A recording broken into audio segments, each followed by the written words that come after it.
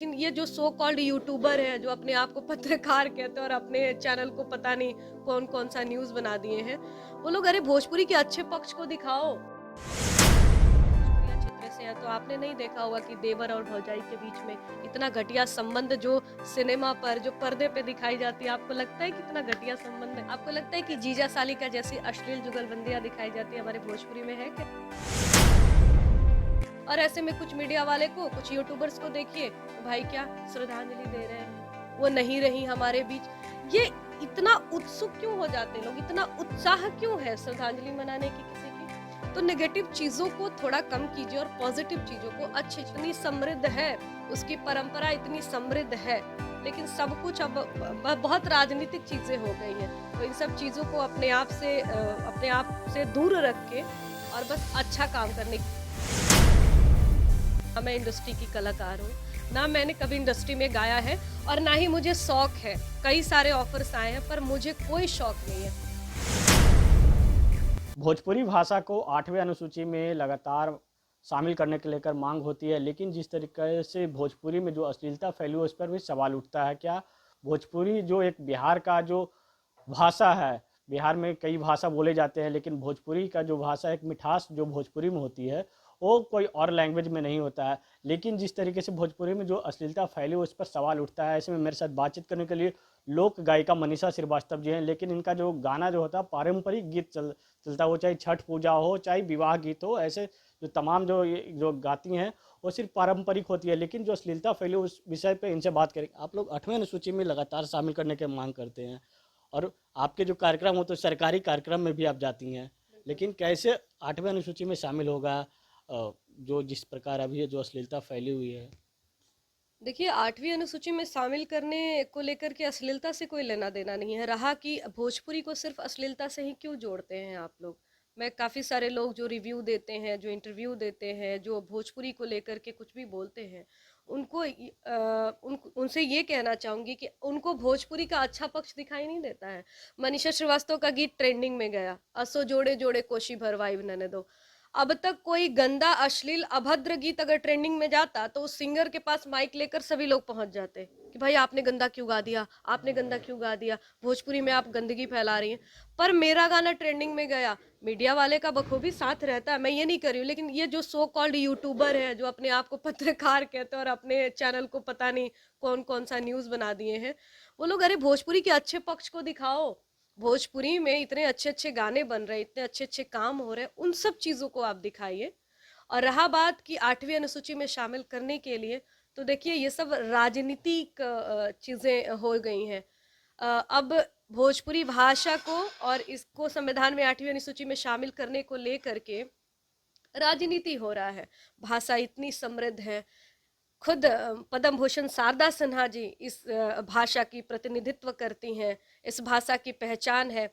छठ महापर्व इतने बड़े स्तर पे मनाया जाता है और उसमें भोजपुरी छठ गीत बजता है, मैथिली छठ गीत बजता है, ये छठ गीत बजते हैं।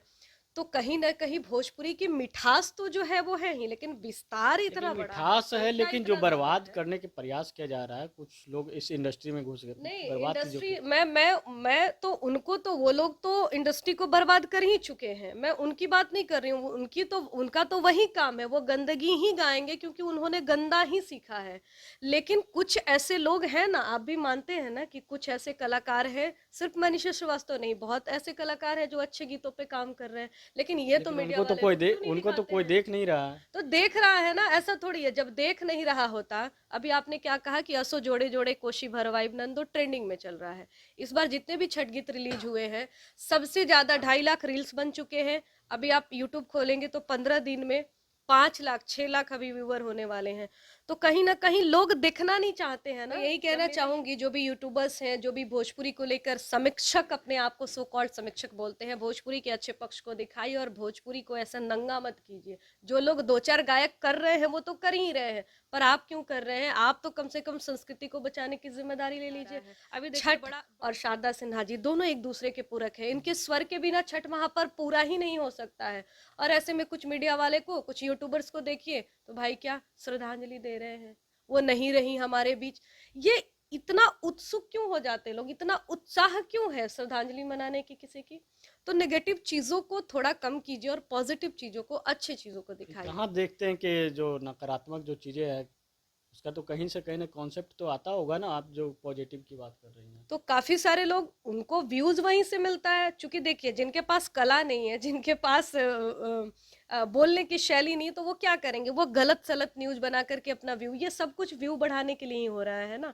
तो जिस दिन भोजपुरी सोशली अच्छा दिखने लगेगा, जिस दिन लोगों को लगने लगेगा कि नहीं यार भोजपुरी में अच्छे काम हो रहे हैं, ये दिख रहा है, जिस दिन अच्छाई दिखना शुरू हो जाएगी ना, 8वीं अनुसूची में शामिल होने में देर नहीं लगेगी।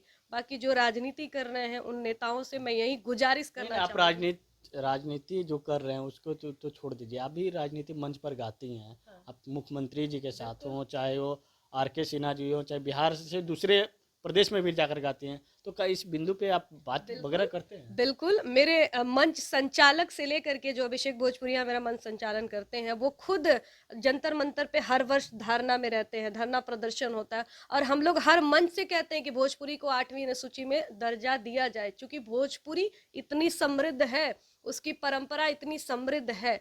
लेकिन सब कुछ अब बहुत राजनीतिक चीजें हो गई हैं, तो इन सब चीजों को अपने आप से दूर रख के और बस अच्छा काम करने की दिशा में मैं काम कर रही हूँ। आजकल जो युवा लोग हैं, कुछ महिलाएं लोग भी जो घुस गई हैं इस इंडस्ट्री में, जो बर्बाद कर रही हैं, जो हम नहीं कह सकते कि बर्बाद कर रही हैं, उनको जो पैशन बन गया है उनको लेकर क्या कहेंगे?